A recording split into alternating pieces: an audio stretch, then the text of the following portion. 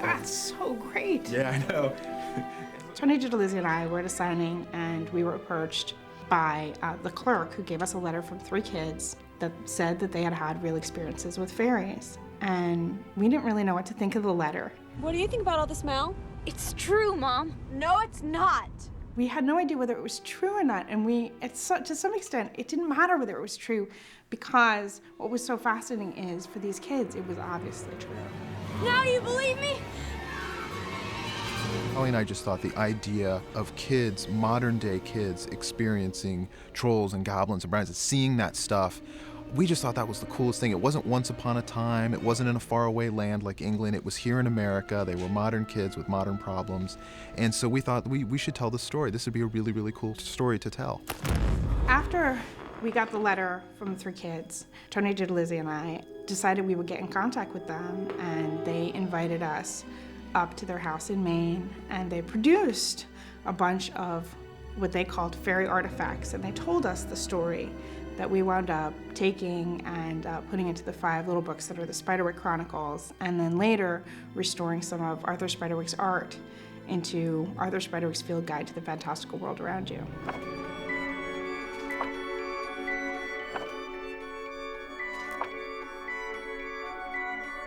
The names are hard to come up with, but I think that to really have a character, it has to be the right name.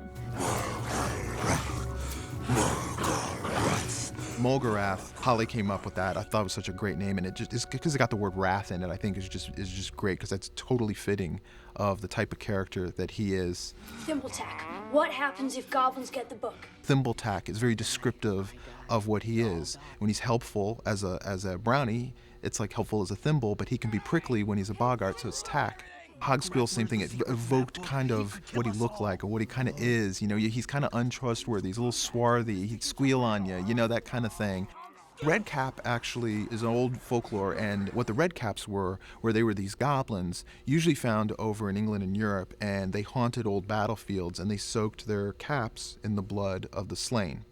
Of all the fallen soldiers. So what we thought would be, well, let's do an American version of the Red Cap, and we're like, well, let's make it, first we thought Civil War, obviously a very horrible and bloody war in America, but then we thought, let's go further back, so this guy's really old, we'll make him like a Revolutionary War guy, and so he's got the tri-cornered hat and the old Revolutionary War jacket and stuff. We tried to do a lot of that kind of stuff to make sure that it would kind of remind the reader and the viewer and the audience that these things were old. They don't age the way humans do. These things live for hundreds and hundreds of years, some of them even longer. Arthur Spiderwick was very much inspired by Arthur Rackham, who was a turn-of-the-century children's book illustrator, probably one of the biggest in his time. He illustrated J.M. Barrie's Peter Pan and Kensington Gardens. He illustrated Alice in Wonderland, a lot of classics that we know today. And so he was the inspiration for Spiderwick. And we tried to come up with a really neat name that we thought would just kind of evoke that kind of Victorian kind of gothy feeling, and so there it was. Jared? Oh, come on, Simon. I'm Mallory Grace. One thing is important to know that their names are not Jared, Simon, and Mallory Grace. We changed their names for their protection and for their privacy. Their mother and father were very worried that they would be put in an uncomfortable position. So no, you can't really contact them. But they're very excited about the movie. They're very excited about the success of their story. Tony DiTerlizzi and Holly Black have become real icons in the world of children's literature, and the Spiderwick Chronicles has really emerged as being a series of books that many, many kids read nowadays. And they really tapped into the fantasy world in a way that I think not only kids relate to it, but parents relate to it equally as well.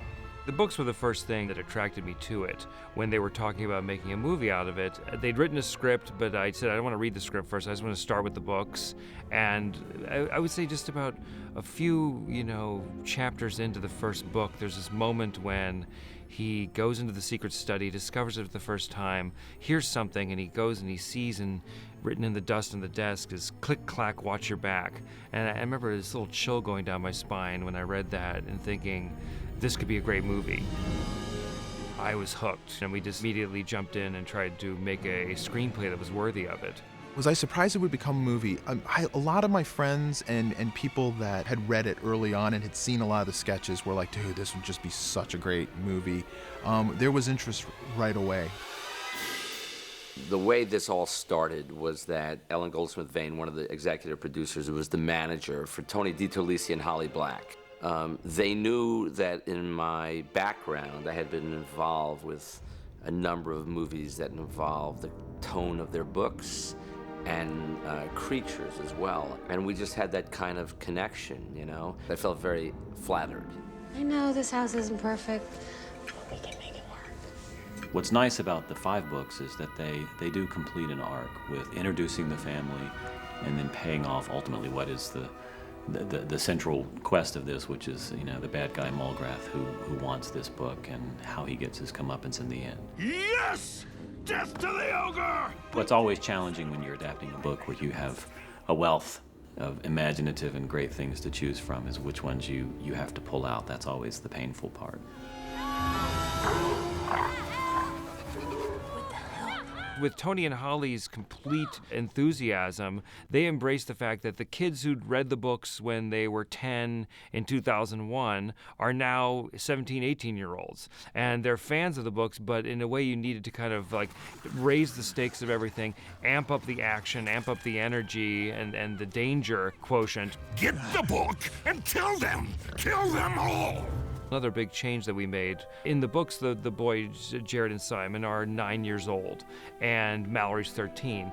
We just felt, wow, these kids just feel really young. So we just kept on moving a little bit older, which I think brings the movie, not only, you know, kids are still going to love it, but I think it brings older kids into the mix as well. So take that extra beat, Freddie. You know what I mean, Kenny? Just note that. When Mark came aboard, Mark had made movies like Mean Girls and Freaky Friday. Mean Girls in particular struck a chord with me as a father of 3 teenagers, and what we set out to do is to make a movie that is honest to the language of teenagers. You're so annoying. You think you know everything. And honest to the dilemma that teenagers have with each other and with their world and with their parents as well. So I think that's why Mark is the perfect director.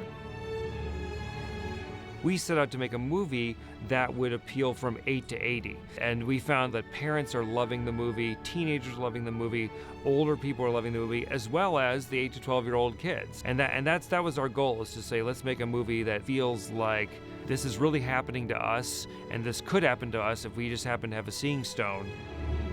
The only way you can set out to make a movie of this size and complication is to be a true believer. And eventually Tony DiTerlizzi and Holly Black had me believing, yes, these fantastical creatures exist. And if you don't believe they exist, then you could be doomed to fall into the same trap that the Grace family did. Are you blind? I put a note right on the cover. Can't you read?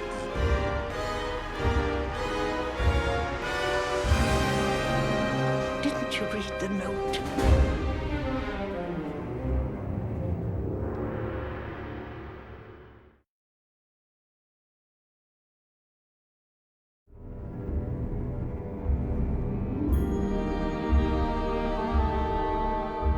Hi, I'm Mark Waters, the director of the Spiderwick Chronicles, and I'm here to introduce you to the fantastical world of Spiderwick.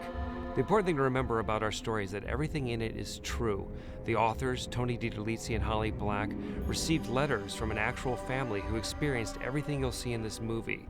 So ogres, goblins, trolls, sprites, brownies, and boggarts, they actually exist in the world. You just haven't been able to see them yet. But we're going to change all that with this DVD. I would like to show you a few objects you're going to need to experience this DVD fully. The first is salt. Now, I've spread salt all around my chair, all around the building I'm in, because it keeps you safe from fantastical creatures. They won't cross a line of salt. The second is honey and crackers. It's important to keep lots of honey and crackers around in case a brownie turns into a boggart. You'll be able to give them some honey, it will appease them, and they'll shrink back down into a brownie again. The last is tomato sauce. Tomato sauce is a very important goblin defense, and it will burn their skin like acid, so it's really good to keep a lot of this around. Now I'm going to show you one of the most important things in the fantastical world. This is Arthur Spiderwick's original field guide. Arthur Spiderwick did all kinds of research into the fantastical world and learned all the information you can about fairy creatures and put it into this book. So it's incredibly valuable for human beings because we can learn all about the fantastical world. But it's also dangerous because all of the secrets and defenses of all the good creatures are in this book. So the bad creatures would love to get their hands on this field guide. So you should be careful before you decide to open it and learn the information inside. The most important object I'm going to show you today is the Seeing Stone. The Seeing Stone is a rock that has had a hole naturally bored into its center. And if you look through it, you'll be able to see all the creatures of the fantastical world that are around you all the time, and you aren't able to witness them. I created a little monocle to hold my Seeing Stone so I can run with it, which you also have to do if you're being chased by goblins or something. So now, I'd like to give you this Seeing Stone. I'm going to place it over your eye, and then you'll be able to witness all of the creatures of the Spiderwick Chronicles.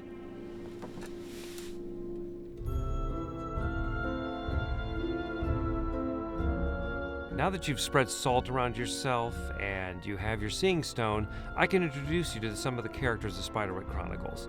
The first is Thimbletack. Thimbletack is a brownie, which is a very common fairy creature found around houses.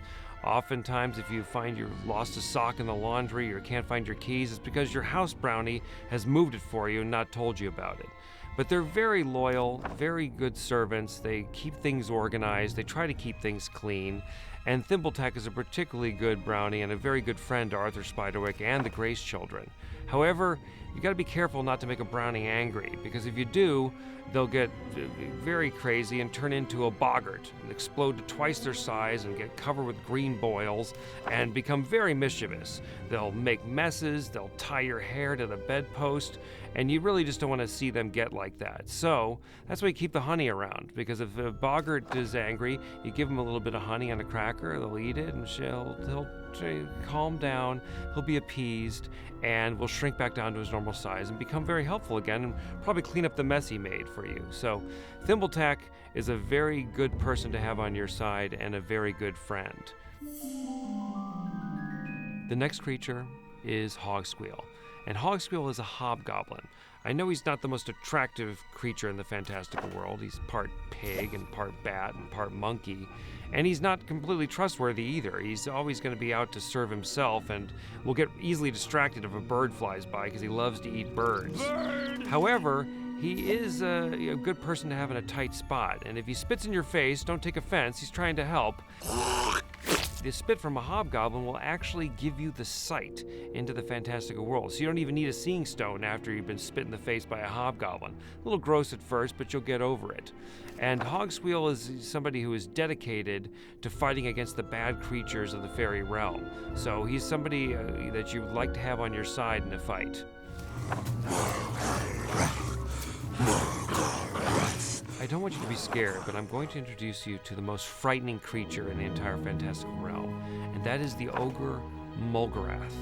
Bolger is dangerous because he's a shapeshifter.